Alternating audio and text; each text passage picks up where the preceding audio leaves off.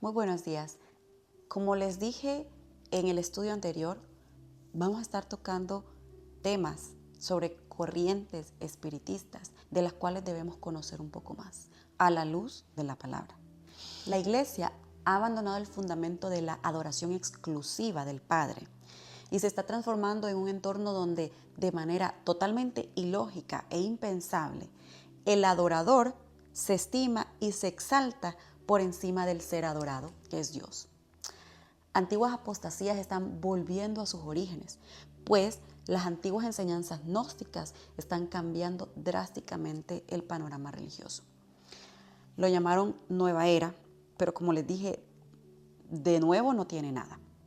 Era tan antiguo como Babilonia e incluso más.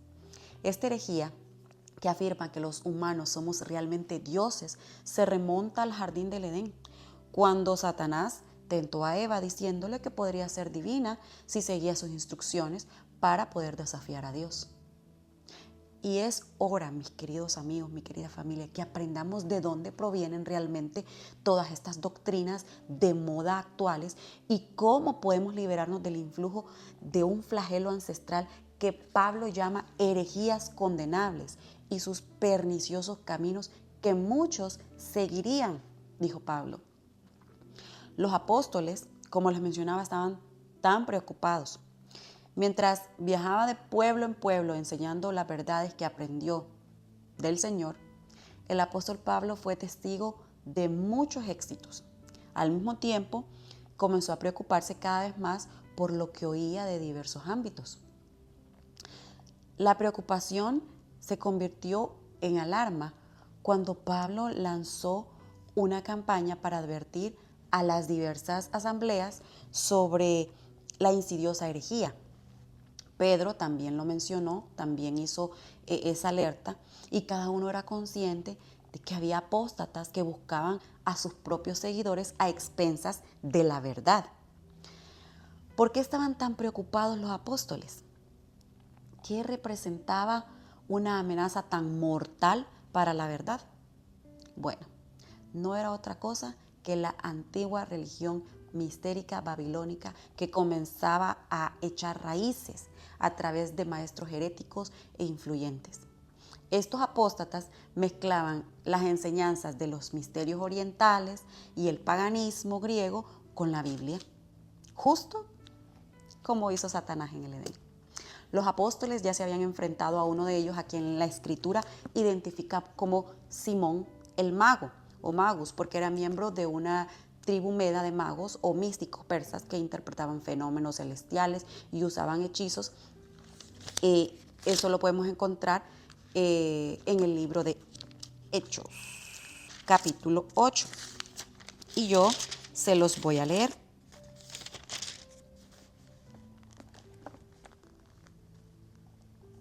Dice, esta fue la predicación del Evangelio en Samaria. Hechos capítulo 8, versículos, vamos a leer desde el versículo 5. Entonces Felipe, descendiendo a la ciudad de Samaria, les predicaba a Cristo. Y la gente unánime escuchaba atentamente las cosas que decía Felipe, oyendo y viendo las señales que hacía. Porque de muchos que tenían espíritus inmundos salían estos dando grandes voces, y muchos paralíticos y cojos eran sanados. Así que había gran gozo en aquella ciudad. Pero había un hombre llamado Simón que antes ejercía la magia en aquella ciudad y había engañado a la gente de Samaria, haciéndose pasar por algún grande. A este oían atentamente todos, desde el más pequeño hasta el más grande, diciendo, este es el gran poder de Dios. Y le estaban atentos porque sus artes mágicas les había engañado mucho tiempo. Pero cuando creyeron a Felipe, que anunciaba el evangelio del reino de Dios y el nombre de Jesucristo, se bautizaban hombres y mujeres. También creyó Simón, el mago, ¿verdad? Y habiéndose bautizado, estaba siempre con Felipe y viendo las señales y grandes milagros que se hacían, estaba atónito. O sea, me parece interesante porque creyó, Simón creyó. El hecho de creer no garantiza nada, porque los demonios creen y tiemblan. Se bautizó y siempre estaba con Felipe. Cuando los apóstoles, dice el versículo 14, que estaban en Jerusalén, oyeron que Samaria había recibido la palabra de Dios, enviaron a Pedro y a Juan, los cuales, habiendo venido, oraron por ellos para que recibieran el Espíritu Santo, porque aún no había descendido sobre ninguno de ellos, sino que solamente habían sido bautizados en el nombre de Jesús. Entonces les imponían las manos y recibían el Espíritu Santo. Cuando vio Simón que por la imposición de las manos de los apóstoles se daba el Espíritu Santo, les ofreció dinero, el que creyó y se había bautizado, diciendo: dadme también a mí este poder, para que cualquiera a quien yo impusiere las manos reciba el Espíritu Santo. Interesante. Entonces Pedro le dijo: tu dinero perezca contigo, porque has pensado que el don de Dios se obtiene con dinero. No tienes tú parte ni suerte en este asunto, porque tu corazón no es recto delante de Dios. Arrepiéntete pues de esta tu maldad y ruega a Dios, y quizás te sea perdonado el pensamiento de tu corazón, porque en hiel de amargura y en prisión de maldad veo que estás. Simón intentó comprar el Espíritu Santo. Otro hereje fue Marción, un hombre que se esforzó por separar por completo la fe mesiánica de sus raíces del Antiguo Testamento. Consideraba él que el Antiguo Testamento era como un catálogo de crímenes contra la humanidad cometidos por un ser todopoderoso, malvado y siniestro. Eso es lo que muestra el gnosticismo. La verdad casi sofocada. Estos hombres fueron líderes en este movimiento de gran alcance de enseñanzas gnósticas. Se trataba de idolatría primitiva centrada en la adoración del yo, no de Jehová. De hecho, los gnósticos veían a Dios como una deidad secundaria, malvada, que cometió un grave error al crear el mundo físico y que aprisionó a los seres humanos en cuerpos físicos a pesar de que son intrínsecamente divinos. Se puede percibir los rudimentos de la doctrina del alma inmortal en gestación en este pensamiento. Los gnósticos creían que los humanos poseían una chispa de naturaleza divina, latente al morir para poder reunirse con su verdadera deidad.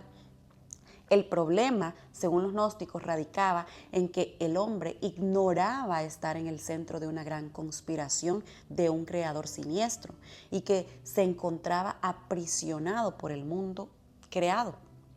Todo lo físico era malo, inútil, y afirmaban que el camino a la salvación era el conocimiento, no Cristo. El conocimiento o iluminado con lo que Satanás tentó a Eva. Le dijo: porque Dios sabe que el día en que comáis de él, se os abrirán sus ojos y seréis como dioses, conocedores del bien y del mal. Esta herejía, querida familia, según algunos historiadores, se convirtió en una formidable rivalidad para la fe primitiva y casi la aniquiló.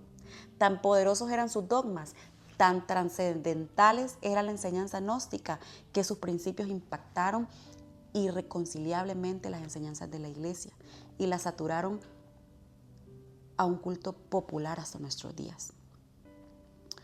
Más de una fuente ha señalado que el gnosticismo tuvo un profundo impacto en el cristianismo. Los estudiosos han debatido si el gnosticismo fue un plan generalizado que floreció antes del nacimiento de Jesús e influyó en el cristianismo desde sus inicios, o si fue un movimiento que se desarrolló simultáneamente con el cristianismo y llegó a afectarlo significativamente solo en los siglos posteriores, o si fue una alteración fundamental del cristianismo que surgió tras la decepción de los primeros cristianos por la expectativa que tenían del fin de los tiempos. Con el declive actual de la religión y el culto centrado en la Biblia, las siniestras enseñanzas de los antiguos antepasados gnósticos y otros misterios babilónicos han comenzado a crecer y han comenzado a infiltrarse de manera cada vez más novedosa y audaz.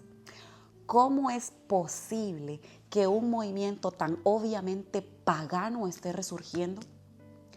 Para los neognosticistas, primero piensan que se deben desmantelar los estándares y valores tradicionales. Esto está siendo posible en los ámbitos sociales, políticos, en las aulas y ahora en las iglesias. Para que este nuevo gnosticismo tenga éxito, el pasado y sus valores deben borrarse por completo. La historia secular se está reescribiendo para poder eliminar las referencias de la Biblia y las costumbres bíblicas. La desintegración de la familia y la desorientación educativa es lo que va a garantizar que los valores tradicionales no se transmitan a la siguiente generación. Socialmente, el comportamiento que antes se regía por la connotación bíblica, sustentada en una profunda reverencia y temor al poder de Dios, ha sido reemplazado por una cosmovisión políticamente correcta, creada por el hombre. Mientras que la religión bíblica enseña que solo Dios construye la realidad del bien y del mal, el neognosticismo ve la cultura misma como divina. La filosofía gnóstica afirma que todo problema debe tener una solución social. El nuevo estándar de comportamiento correcto es ahora fluido, cambiando con los tiempos, en lugar de ser inmutable desde la creación. Hay que adaptarnos a la nueva sociedad. Para comprender la importancia de lo que está sucediendo con la iglesia y con la sociedad, primero debemos conocer más sobre estas corrientes. Cómo alcanzaron prominencia en los primeros siglos de la era del Nuevo Testamento. Y cómo aún vive en las doctrinas y enseñanzas de la mayoría de las denominaciones. Pablo escribió en el libro de Colosenses. Él escribe a los colosenses para confrontar enseñanzas heréticas que combinaban elementos judaizantes con gnosticismo.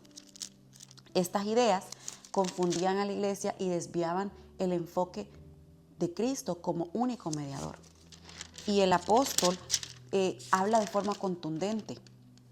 Lo podemos encontrar en Colosenses capítulo 2, versículo 9, que dice, porque en Él habita corporalmente toda plenitud de deidad. En Cristo se encuentra todo lo que es Dios, amor para redimir a la humanidad, prevención para suministrar todo lo necesario a cada una de sus criaturas.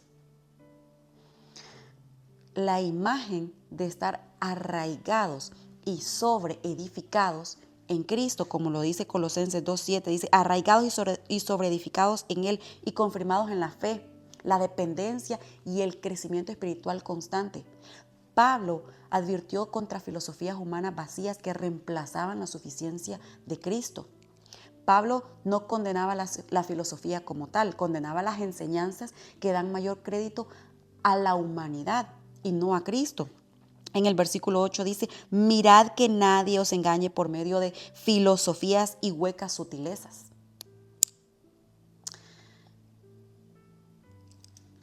Según las tradiciones de los hombres, conforme a los rudimentos del mundo y no según Cristo. La cruz marca la transición de un sistema judío a otro, el sistema cristiano. En Colosenses 2:16 se advierte contra críticas por comidas, bebidas o fiestas. Dice, no prestéis atención a quienes los critican, ya sean de origen judío, gnóstico o pagano. Algunos equivocadamente concluyen que se abolió la distinción entre carnes limpias e inmundas, pero este pasaje ni siquiera menciona tal distinción.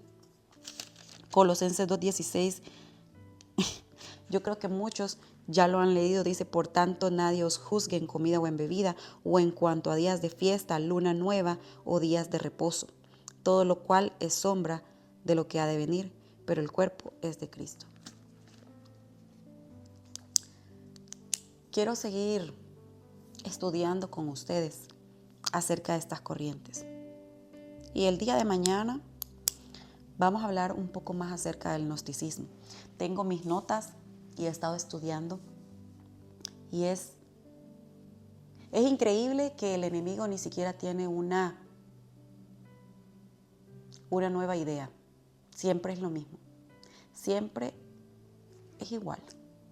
Pero también es increíble cómo por falta de conocimiento, por falta de estudio, muchos llegamos a caer en estas creencias. Porque nos resulta atractiva la idea de ser como dioses.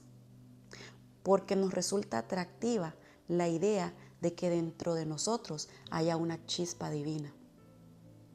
Que no necesitemos dependencia de nada más, de nadie más, para lograr trascender. Se escucha muy bonito, se escucha atractivo, se escucha como Génesis.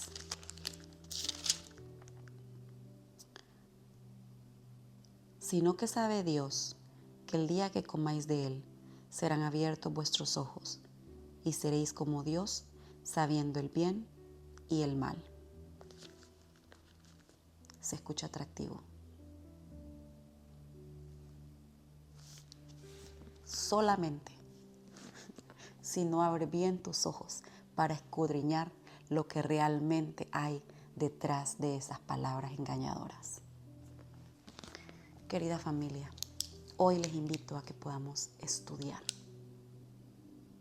Porque no hay mejor manera de vencer al enemigo que conociendo cuáles son sus artimañas. Porque él no está jugando contigo. Él no está jugando conmigo. Él vino a matar, a robar y a destruir. Y lo que hemos hablado ahora acerca de eliminar valores, eliminar las tradiciones antiguas que hemos extraído de la palabra, eliminar el núcleo familiar. Esto lo vemos, la familia está siendo tan atacada, porque el enemigo sabe que si logra destruir esa institución tan maravillosa, que si logra destruir tu familia, que si logra reemplazarlo por un nuevo modelo de familia en el que podemos ser todes, habrá ganado. Pero tú y yo sabemos que él ya está vencido. Nos toca a ti y a mí escudriñar las Escrituras, estar prestos a cualquier engaño. Y recuerda, no todo el que dice Señor, Señor, entrará en el reino de los cielos. Te invito hoy a que puedas estudiar tu Biblia, a que le digas al Señor, Señor, por favor, abre mi mente, mis ojos, mi corazón, enséñame lo que quieres hablarme a través de tu palabra. Oremos. Padre, gracias te damos porque cada día nos muestras tu amor inmensurable. Queremos llegar a la patria celestial. No queremos perdernos, Señor. No queremos perecer por falta de conocimiento. Pon en nosotros esa motivación de querer escudriñar tu palabra, de poder lograr este entendimiento, Señor, de poder, a la luz de la Biblia, a la luz de las Escrituras, entender que las diversas artimañas que el enemigo está utilizando al final son las mismas, Señor, y que su propósito solo es destruir, traer muerte, Señor, traer dolor. Padre, permita que nuestros pies se mantengan firmes ante las acechanzas del diablo. Y bendiga a cada una de las personas a las cuales ha llegado este estudio. Que por medio de estos medios, Señor, audiovisuales podamos compartir las maravillas de su amor y cómo ha afectado en nuestras vidas, en nuestros corazones. Gracias, Señor, porque somos tan valiosos ante sus ojos, que envió a su Hijo a morir en una cruz por nosotros, aunque no lo mereciéramos. Que podamos honrar ese sacrificio, Padre. Gracias porque hasta aquí nos has ayudado. Permítenos ser una luz en este mundo de tinieblas. Porque las tinieblas, Señor, desaparecen cuando son expuestas ante la luz. Gracias, Padre. Gracias por tu amor. En el nombre de Jesús. Amén. Gracias a ustedes por quedarse hasta el final. Les invito a que podamos seguir estudiando y escudriñando las Escrituras, porque ellas son las que dan testimonio de Jesús. Que Dios les bendiga. Hasta pronto.